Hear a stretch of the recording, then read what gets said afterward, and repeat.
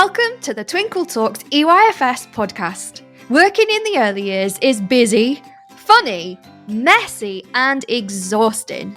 Join me, Shana, some of the Twinkl EYFS team, special guest speakers, and other early years practitioners as we talk honestly about our experiences. Whether you're listening for CPD, on your commute, or to help you relax, Twinkl EYFS will share everything you need to know about all things early years.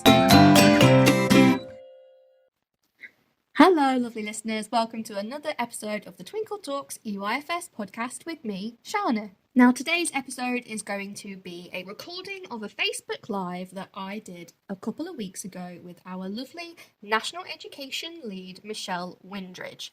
And this Facebook Live was all about the summary of updates and changes that will affect the early years world as of September 2025. There were so many changes, new frameworks, different updates. We thought, let's get on a Facebook Live and tell you what's been going on. Without further ado, let's take it away with our lovely Michelle.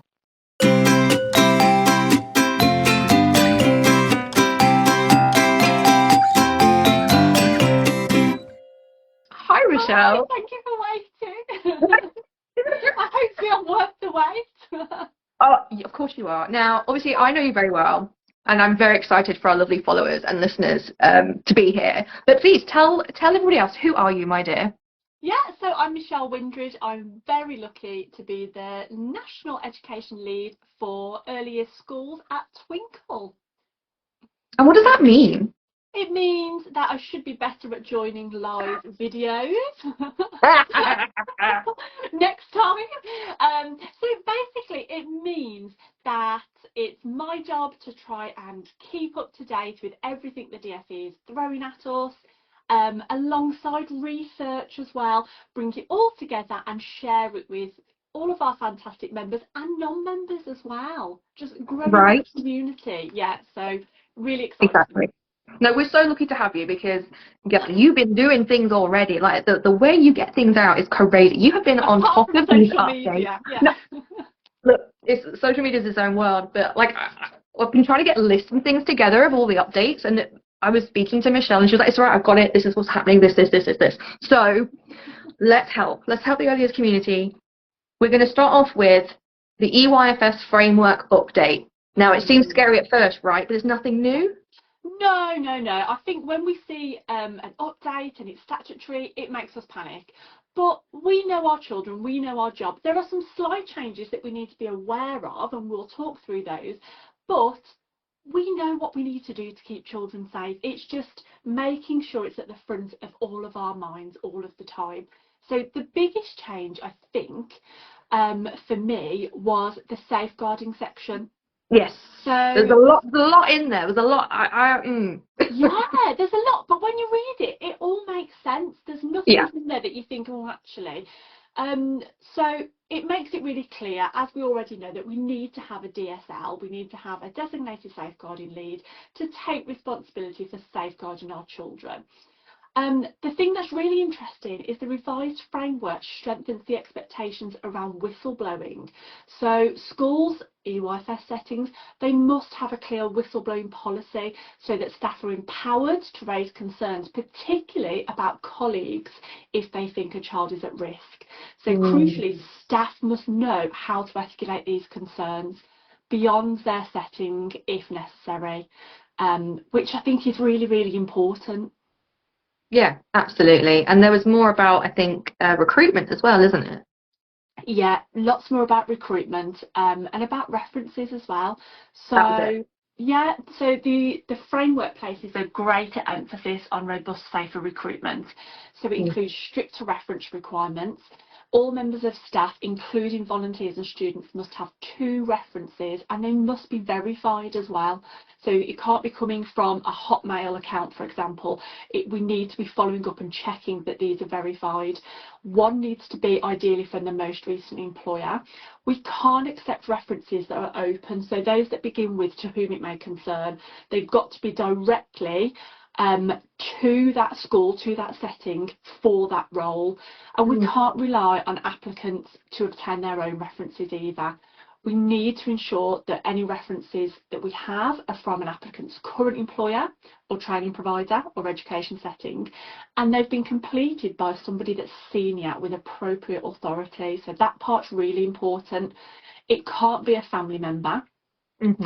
And wherever possible, it must be from an employer of the last time the applicant worked with children. If they've never worked with children, then their education setting would be absolutely fine. But even if they've had a break and they haven't worked with children, say in the last 10 years, but they did 10 years ago, we need to get a reference from the last time they worked with children.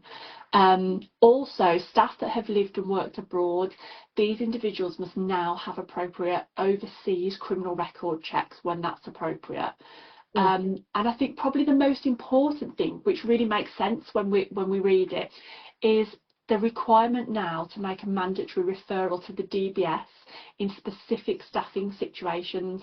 So if a member of staff is dismissed, or they would have been dismissed had they not resigned due to safeguarding concerns, then we must refer them to the DBS, and failing to do this is a serious breach and could lead to prosecution. So really important changes there.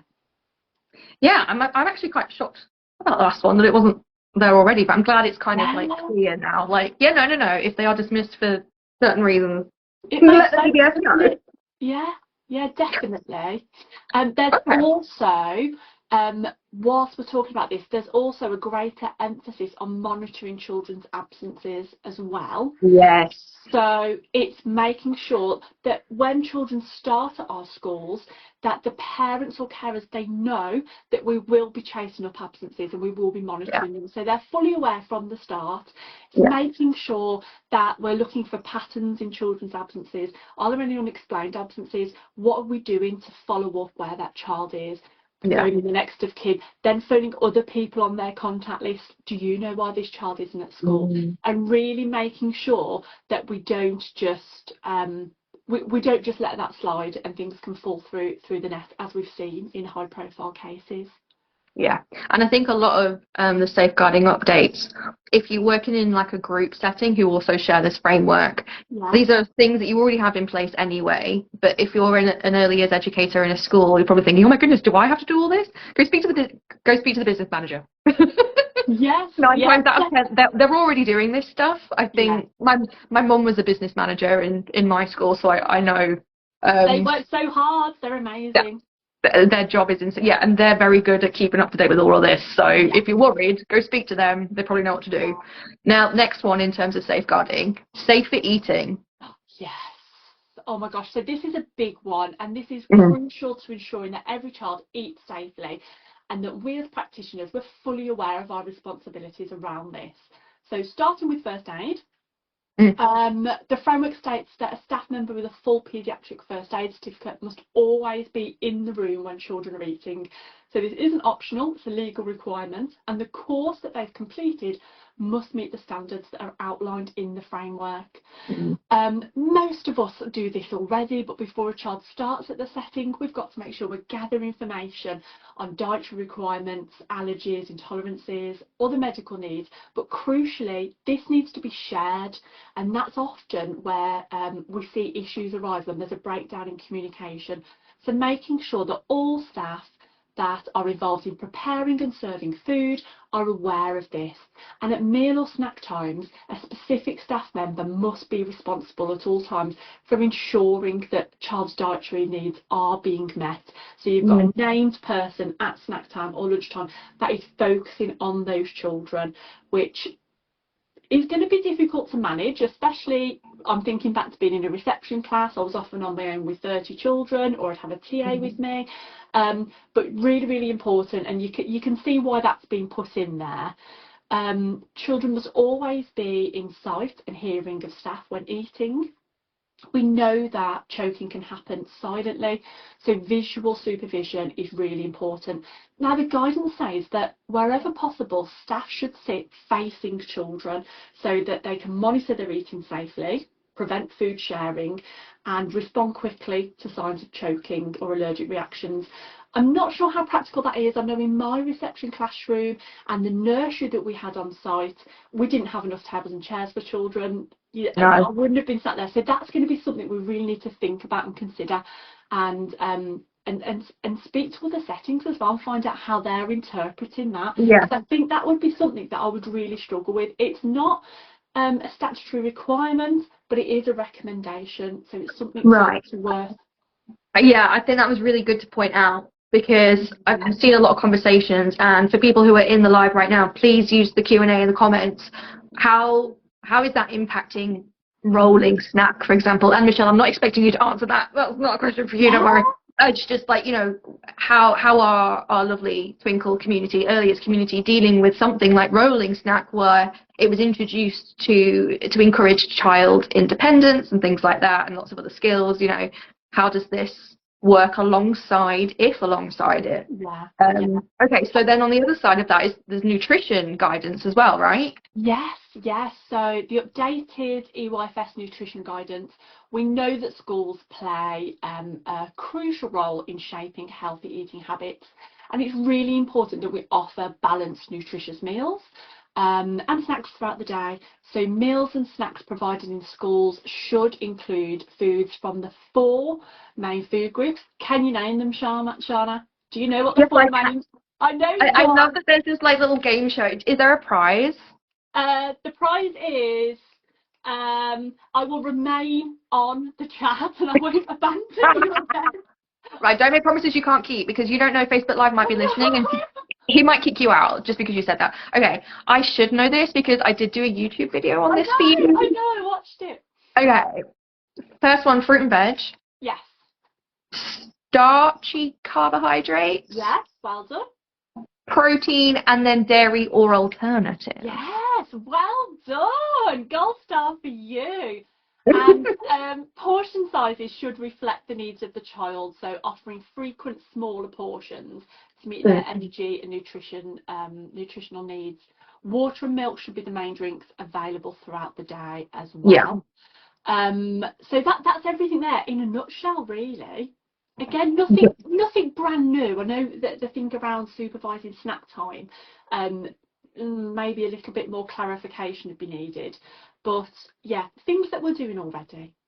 Yeah, and it was things like when it was saying like cutting up grapes and cherry tomatoes lengthways and quartering them, and that kind of stuff. So I think it's just making it clearer and giving educators the support they need to maybe go and get training if they haven't got it already, because they can literally go, no, it's in the guidance, you need to.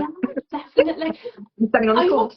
I always find it really incredible that we have all this guidance for EYFS, and as soon as we get to key stage 1, it's like, oh, off you go then.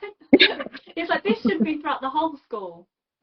Yeah, and I think it will. And you know what? We always say this, but like early years is kind of like, this is how you should do it. So be more. So maybe we're just starting, a new trend. We've got a lovely comment from Lisa regarding rolling snack. For her, it means a TA will have to be inside because they are the first aid trained. So there'll have to be changes to the free flow timetable for Lisa, which is, I'm sure, going to be the case for quite a few practitioners. Yeah. Thank you. It's Lisa, I feel your pain, and it's frustrating that this guidance only sort of was released last week and schools are breaking right? up. Yeah, that's helpful. Thanks for that. Because you want to know what you're going to do in September, and there are going to be implications. It might mean that you need to have more staff members trained in paediatric first aid. You are going to have to rethink snack. I loved my rolling snack table. I loved that the children were independent and they sat like a little cafe having conversations. But I would be sort of obviously keeping an eye on them, but engaged in playing activities whilst in the room or outside if my TA was in there. So there are massive implications for this that I think maybe the DfE haven't realised initially. Well, I am sure they will receive feedback, if not they haven't already. Moving on to the next one now then. I keep getting this wrong. RSHE. Yay! Is that right? Or is it RSE? Is it RSE and health education? Look, whatever. Relationship, sex, and health education. That one. Okay, what's going on? Well, before we start, the amount of parents that I've had over the years say to me, "You're not teaching my 4-year-old about sex." That's not what it means. We know that. But the guidance is clear. Children can and should be developing healthy relationships and behaviour skills as soon as they start school. So by introducing these concepts early, we're helping children to build strong foundations. We're helping them understand safety and kindness and to develop respect for themselves and others. So in reception, there are 5 key topics that should be introduced. There's families and people who care for me. So that's helping children recognise the love and support of a family in all its forms. So really thinking about inclusion there. There's caring friendships. So exploring what makes a good friend, how to be kind, how to manage disagreements. We all have them. Respectful and kind relationships, so learning about manners, empathy, valuing difference. Really, really important one, online safety and awareness. So introducing simple concepts like asking a grown-up before going online and understanding that not everything online is true or safe. Really important. And we've seen statistics released just a few weeks ago about the amount of children under 5 that are going online unsupervised. So that's really, really important. And then finally, being safe. So teaching the basics of consent, of personal space, and identifying trusted adults. So we're not trying to do anything scary or anything that isn't age appropriate. And the majority of us are doing these things already. Yeah. No, go on. I don't want to interrupt because I'm No, I'll just keep talking. Please stop me. Yeah. That's totally fine. That's why you're here. Okay, so 2 things. One, isn't it scary about how like some 4 and 5-year-olds can use technology, iPads more capable than me sometimes? I mean, it's definitely something that I'm really glad is in the framework in terms of supporting families in that, because I remember when I was doing some training on it when I was a teacher, it was like it only takes a child 5 clicks to find something that is inappropriate for them on the internet. 5 clicks away. It's just 5 clicks away. And say if they're on a video streaming site and then they click on the little list next to it and they keep clicking, and because it's supposed to be related videos, where have they gone? It's terrifying. And I mean, my generation, I know I'm much older than you, but this is still relatively new. You're very kind. And this is still relatively new to us. So we've got to educate ourselves as parents and as educators as well in how to keep our children safe. I saw on the news this morning there was some research that had been released about just how desensitised our young children are to seeing harmful material because they're that used to it. So this is a real welcomed addition to the framework guidance. And I think alongside the keeping safe one, obviously, like you say, I distinctly remember when I had to tell my parents that we were taking, the reception class was taking part in sex, RSHE, sex ed. They saw the word sex and were like, whoa, what is going on? And we followed a scheme of work that went from reception to year 6 about RSHE. And I had to have that conversation with them because it does sound scary as a parent. Like, why are you teaching my 4-year-old about sex? What? But when I broke it down to them and said, no, we're not, it's part of the journey in terms of what we teach in reception. For this scheme of work that we used, we taught children about body part names. Like, we call an arm, let's call a vagina. Like, it is what it is. It's a body part. So important. And it's really important because in a horrendous scenario, and we don't want to think about it, but it could happen. We have to think about children who are being safeguarded. Perhaps they are being abused. And if they are not able to name the body part that is being abused, it is less likely to have support legally, everywhere else. And there's so many implications. So to be able to name the body part and know which body parts are private, boundaries, consent, what to do if someone has crossed your boundary in a particular body part, all that kind of stuff. That is what we are teaching children. As soon as I shared that with my families, they were like, oh, right, okay. It's like, yeah, that's as far as it goes. Like, we have to, unfortunately, safeguard our children and empower them to have the right words to say when boundaries are crossed and they are not safe. So this is nice to see that it is like sort of being included in that way, and that it does sound scary, but it's for me not something new, because I was already following this kind of scheme before. But Lisa's made a good point in the comments. There could be an implication for some schools financially, actually, because of this, because like when I was in school, we had to buy into a scheme of work. Yes. To use, to sort of include this in the curriculum. Yeah, I mean, definitely, and we will see companies jumping all over this, trying to sell us subscriptions and things like that. It's about looking at the framework, and quite often you can use stories, songs, everyday examples. So I remember there's a story called, is it red jelly, green jelly, something like that. I've probably red rocket, green jelly, something like that. Yeah. And when you read it, you wouldn't think, oh, this is teaching about relationships and sex, but actually that's the background message. We don't have to be explicitly talking about relationships and sex. It's just making sure that that message is always there about what a positive relationship is, what feeling safe and comfortable is, and that's embedded in lots of different contexts throughout the classroom environment, rather than feeling pressured to buy into a scheme. So I hope that helps. No, that's really helpful. Thank you. That's why you're here. Thank you so much. Okay, so we're going to move on to a new scheme now, brand new framework that was introduced, the writing framework. A lot of talk about this on social media and on the internet, but what's your summary of it, Michelle? Yes. So, when I first read the writing framework, I was a bit like, what's the big deal about? It's nothing new. We know reception is really important. So the recently published framework shines that light on how crucial that reception year is. And it reaffirms that it's a crucial time for laying the foundations of writing, which as reception teachers and reception staff, we know already. So handwriting, spelling, oral language, vocabulary, it's all really important, and that reception is a crucial year. So this is really welcomed, this recognition, but it does come with responsibilities. It's really important that leaders interpret the framework thoughtfully and in a way that respects our young children and the unique pedagogy of early years. One of the biggest risks is misinterpreting the framework as a call to formalise reception and to move towards table-based tasks, worksheets and a year one structure.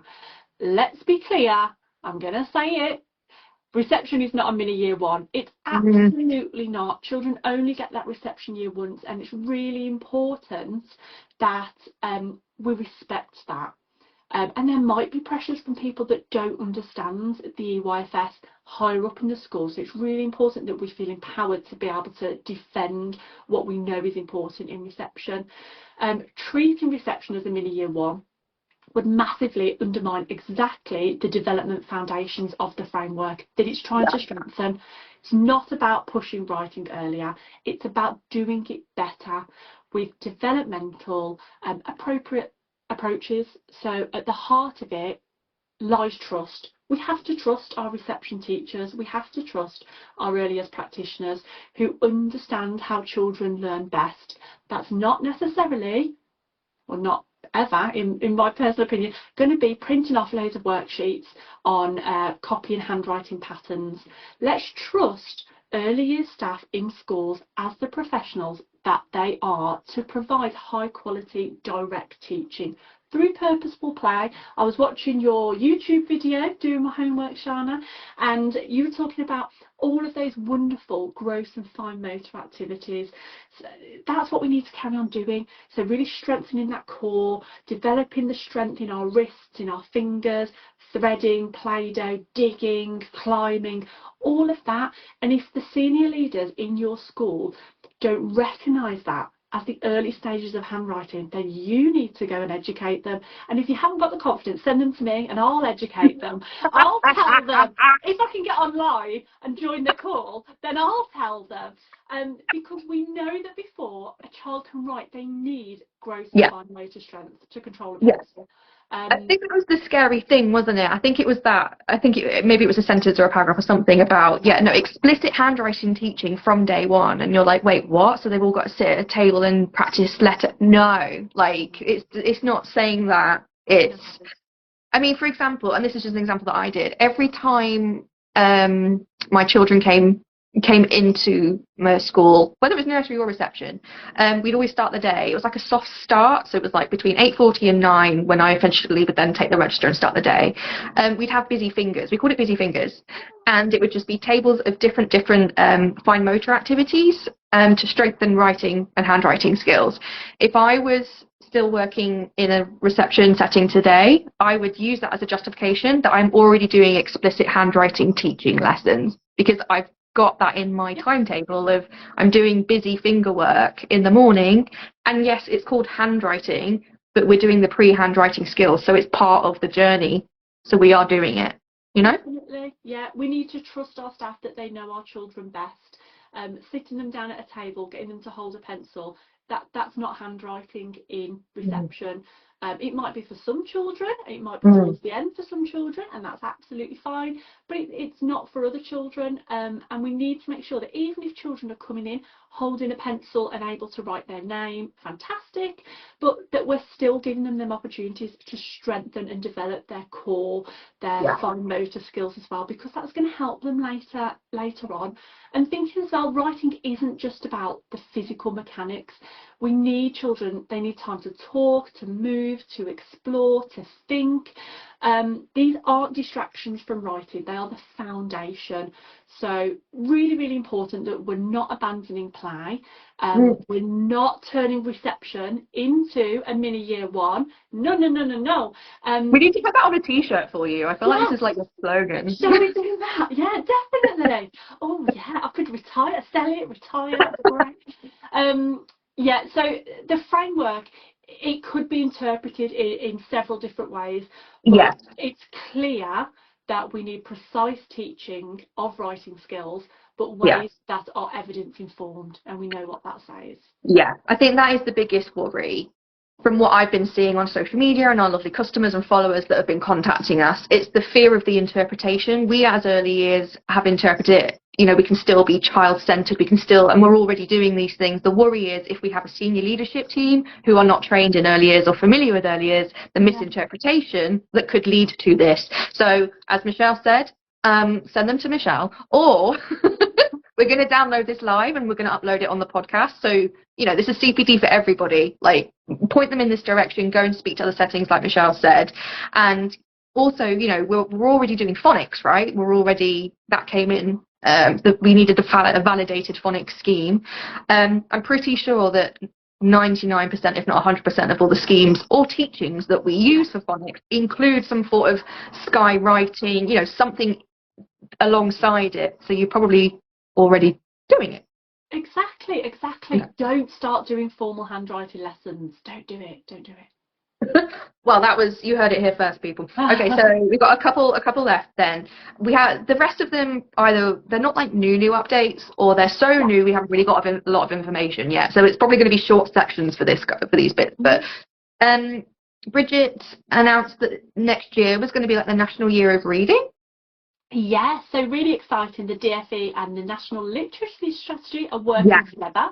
So January 2026, which will be here before we know it, will be the launch of the National Year of Reading. So we know that only 1 in 3 children and young people between the age of 8 and 18 say that they enjoy reading for pleasure and that they do so in their free time. So the aim of this is to promote reading for pleasure and to support individuals of all ages to unlock their potential when reading. Now, obviously, the research that was shared when promoting this National Year of Reading is for children aged 8+, but we know we can get children involved in that way earlier, and how important that is as well. Really, really important. So that's something to keep an eye out for. Lots of updates to come. And you know what? I was a little bit excited about this in a really nerdy way, because I was like, this is what early years do really well. Like, if it's going to be like across the schools and settings, and as a national sort of thing that they're doing, imagine all the stuff they could be like. Well, early years, we do this already. Come and join us for story time. Come and join us for this. We do role play. Like, and it's just I'm quite excited to see, because I think we do storytelling and reading so well in early years, and this is just like a really nice opportunity to show off how well early years do it, Definitely. So I'm excited about that one. Yeah, it's exciting.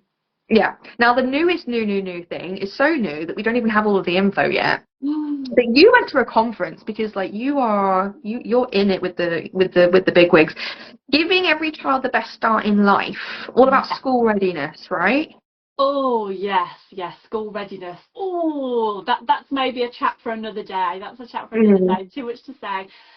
So giving children the best start in life, a DfE document emphasises what we already know, how important early childhood is, and it recognises that a child's background should not determine their future potential. So to achieve this, the plan focuses on 3 core pillars: strengthening family services by launching new Best Start family hubs, expanding affordable and accessible childcare, so we've seen the new 30 hours funding come in, and raising the quality of early years education with more specialist teachers and evidence-based programme. So the goal for this, for the government, is that 75% of children will be school ready by 2028. I would argue that schools need to be child ready. So I'm just ignoring that statistic, because what does it even mean? The term school readiness is a tricky one, isn't it? I think I've already done a podcast episode on school readiness for the Twinkl Talks EYFS podcast, sort of debunking it, and it's like schools getting ready for children is actually, because things have changed so much. I know we've probably sick of talking about it, but COVID did have an impact on children's starting points, so the starting points have changed, so schools need to be ready for that. Definitely. And I think people that are working in EYFS, we know that already. We know that we don't need a list of things children should be able to do when they start. If my children were starting school, I would be a nervous wreck if I thought I had to meet a list of criteria before they started. It's just ridiculous. But what's behind that ridiculous statistic, I think, is positive. It's about a plan that aims to break that link between disadvantage and education outcomes. So that's what I'm taking and running with from that. Yeah, I do truly believe there is like good intentions behind it. It's just the interpretation. Yeah, maybe a little bit. Yeah, listening to So in light of that, then we'll probably move on to the second to last one. Obviously, the school nursery expansion has already begun. Like phase 1 is this September, right? So what's happening this September, and what could happen next? Well, yeah, so it's a busy one. Last year, the government made capital funding available to help schools expand nursery provision to include places for 2-year-olds. Quite a controversial decision for many reasons, which I'm sure you can read about or you've heard about already. The aim of this was to support the delivery of the expansion of entitlements. So this funding is designed to help schools make the necessary adjustments. Sorry, I've just had something fall on me. To make the necessary adjustments to their buildings or facilities to accommodate younger children.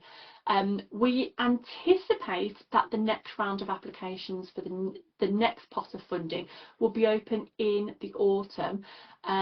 However, we've received reports earlier this week suggesting that a third of the settings that have received the funding to open this September are not ready to open and won't be opening on time. So this may impact progress. So it's just a watch this space situation, really, for updates. Yeah. And if you're one of those schools that are taking on expanding or taking on nurseries this year in light of this whole change, please let us know how it's going, and like what your barriers are, or what's been a success. I know this is really new, right? This is the first time this has ever happened. I remember looking at a school website, and they've already put on their website that they've got a baby room in their school ready for September. And also, if you are a school that's going to be looking at the next round and would like to apply, let us know and tell us what your experience is. And Michelle's very on it. Once we hear that there's a next phase or the next step is open and ready, we'll let you guys know so that you can be as informed as you can as well. So yeah, it's a lot. Okay, one last thing, as if we haven't done enough changes. Assessment now, the statutory reception baseline assessment. There's been a couple of updates for this year. Yeah, definitely a couple of updates. So we're moving to a completely online approach now. So to administer the baseline assessment, every reception class will need 2 devices. One needs to be a touch screen device for the child to answer questions, so there's going to be no paper based assessments whatsoever. It's the same protocol. You've got 6 weeks to do it. The child has to do it 1-to-1, and the same. We're expecting the same sort of questions as well, in the same format that we'll be following. So if you haven't got your devices already, then that's something that schools are going to have to fund or borrow from other areas of the school, and you can log on to the DfE website to register as well, and then you'll be sent all of the links. So that's really important to do. Yeah, it's like a new portal now, isn't it? It all goes through this portal. Yeah. Okay. I mean, if you've got the devices, potentially it could be easier. You're not going to have loads of bits of paper. You could argue we're trying to encourage children to use screens less, and now we're introducing a screen-based assessment. But yeah, either way, it's happening, and that's how it's going to be this September. All right, lovely, thank you. And like we always say, when we hear something else, we will let you guys know. We've got loads of stuff that'll help anyway. Sadie has decided, my dog, that she would also like to give you some like mental support, some solidarity in this. There's been so many changes, and we're really grateful to you, Michelle, that you've been able to sort of walk us through them, make them seem not as scary as they first appear, and break it down for us. So thank you. It's been a pleasure having you, and I'm so glad that it actually finally worked. Thank you, Facebook Live, for actually liking us today. Thank you for having me. Thank you for waiting. No, it's completely worth it. And for our lovely listeners and followers, if you have any follow-up questions or discussions, or you've got anything that you would like support with, like we at Twinkl are always here to help. So you can follow us on the social media. We're on Facebook anyway, but on Instagram, TikTok, X. You can also have a look at our podcast as well. We've got other episodes to do with similar things like nutrition. We've got a nutrition podcast episode coming, and we've already got a school readiness one. Loads of things. Check the website. Just contact me and Michelle as well. We're here for you. Was that helpful? My smiling face? No, kind of. All right. I will let you go. Thank you so much, everyone, for joining. Have a wonderful day. Bye, everyone.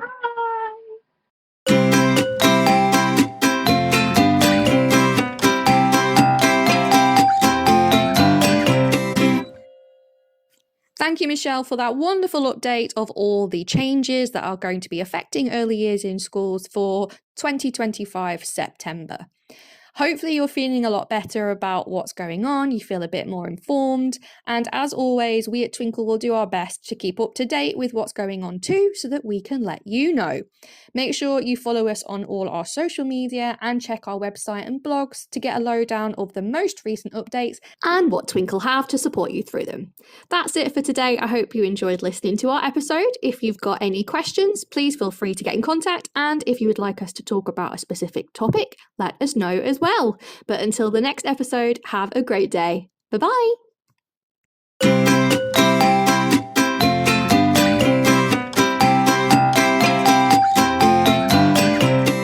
So that's it for today's episode. I hope you really enjoyed it. If you would like to join in or would like to know more, then come and find us on our social media sites. We have a Facebook page, Facebook groups, an Instagram, TikTok, Twitter, Pinterest, and YouTube. All the links of where to find us will be in our podcast description. Come and join the conversation. And whatever you're doing today, I hope you have a great day.